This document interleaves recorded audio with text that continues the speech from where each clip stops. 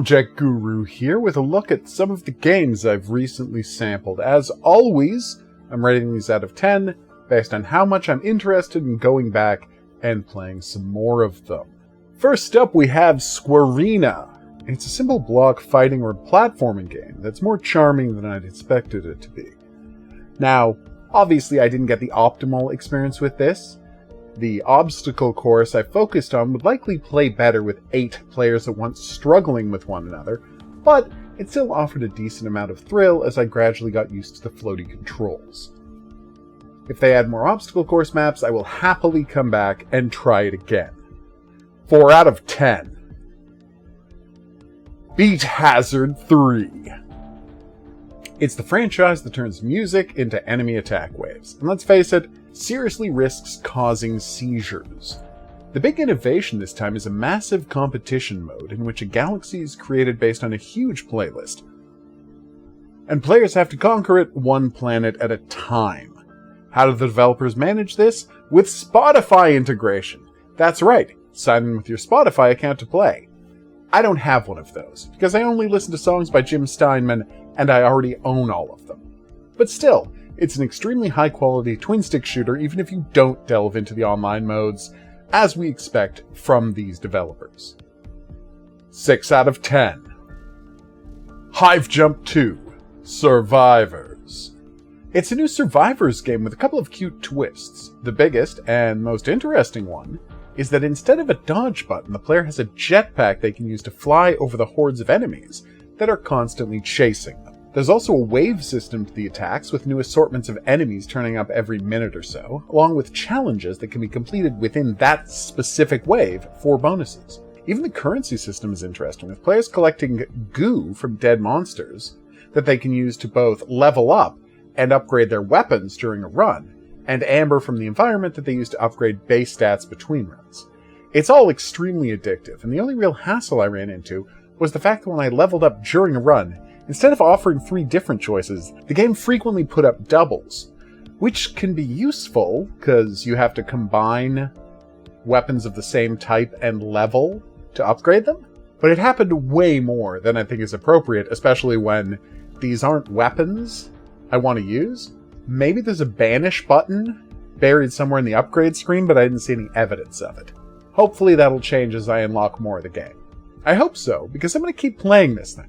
Hell, I'll even dive into the game's prequel, which apparently I've owned for years and never tried. 7 out of 10. Cyber Citizen Shockman 3. It seems as if the developers are trying to perfectly recreate an early Genesis-style platforming brawler. Sadly, it's just as awkward as those games were, with unresponsive controls and ludicrously unfair jumps. As a piece designed to trigger nostalgia, I'll call it a qualified success. Just not something I'm super likely to play a lot more of. 4 out of 10. Drunk or Dead 2.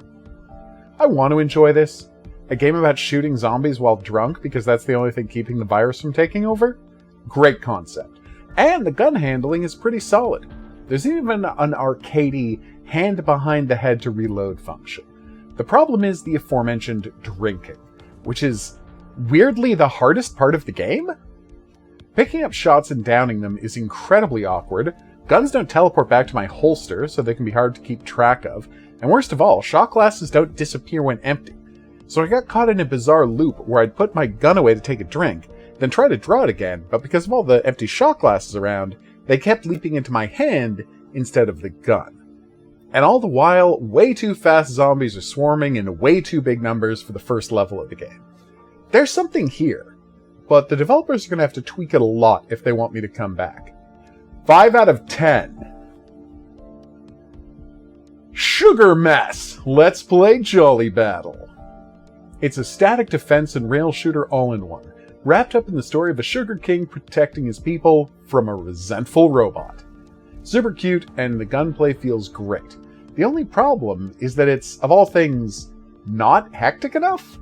I know that's a weird thing to want, but the developers have done the smart thing for this type of game, making all of the enemies one hit, but then not put enough enemies on screen during the rail shooter sequences.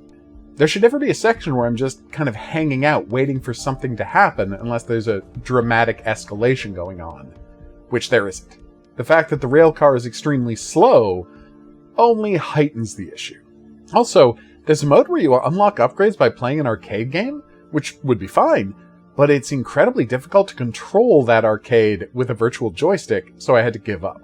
This can be fixed, and I hope it gets there, because the core shooting is solid. 6 out of 10. Taskmaster VR.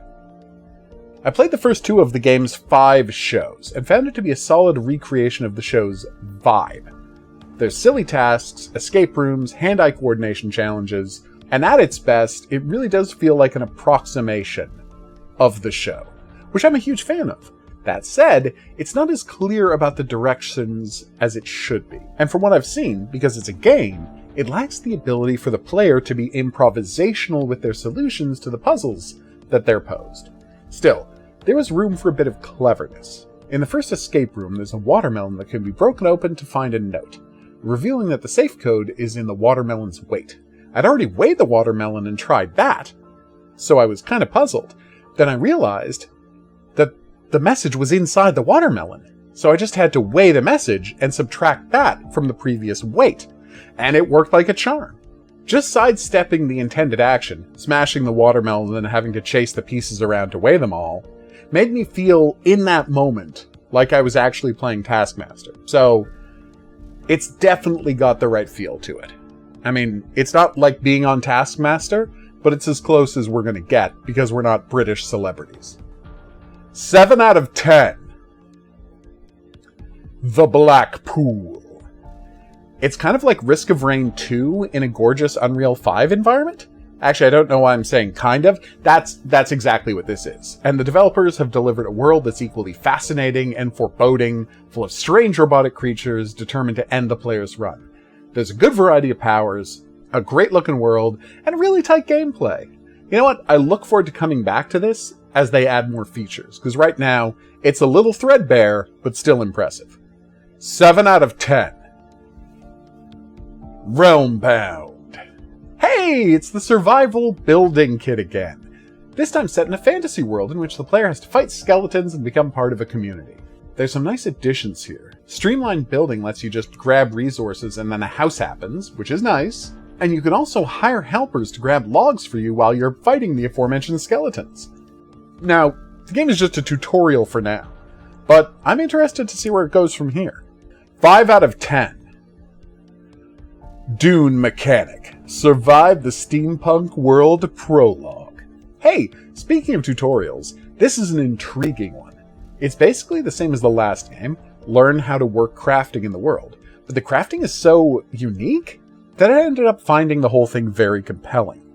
Every machine needs to be made from individual parts, all of the machines need to be operated with steam, and that entails gathering wood and water, which is kind of hard to do in a desert. The content is limited right now. As I said, this is just about learning how crafting will work in the main game, but it's got me very intrigued to find out where that game is going to go with these mechanics. That said, they need to have interact with the environment and open your menu be different buttons. Because right now they're the same button, and that's madness. 6 out of 10. Pila Pila!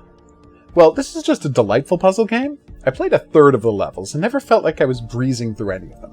It's all about building and disassembling staircases, and while that may not seem like a challenge, things go from fairly basic to absolutely harrowing faster than you'd think. The genius of the design is the player's limited moveset. The little guy can pick up and put down blocks, climb ladders, and move up one block at a time. That's absolutely it. No matter how complicated a puzzle might seem, the solution can always be found by shifting one block at a time, so it was easy to convince me to keep hitting the reset button and trying different options, a process I'll likely continue for a while. 7 out of 10. Repair this! It's Papers, Please with fixing cell phones. Yes, and thank you. Manage a store, deal with customers, hack phones, turn over dissidents to the secret police. It's all interesting, and I can't wait to dig further into it. The mechanics are simple. Figure out how much someone can pay and how long it will take to get them their phone, then order the parts to fix it, and click some buttons. The fun is in checking up on the stories of the various people who show up in the shop, each one of them clearly up to something that might be of interest to the authorities, or one of the other customers. I've just started this thing, and like in its inspiration, I can't wait to see where it goes next. 8 out of 10. Pecker. It's a Mario-style platformer where you play as a woodpecker who uses their beak to lodge themselves into wooden blocks and launch themselves to higher areas. Now that's not a new mechanic, but it's very well handled here, and the levels are incredibly well designed to get the most out of that flipping core mechanic. The one thing it's lacking is a clear motivation to get the player moving. Why is this bird searching ruins? The level starts with it hatching, and after that I guess I'm supposed to keep playing because it's a game, and that's just what you do?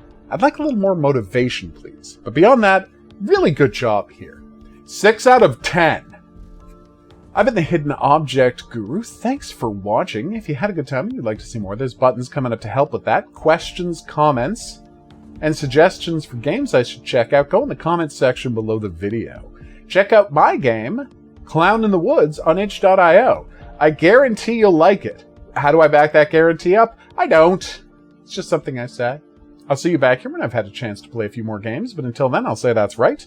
Au revoir.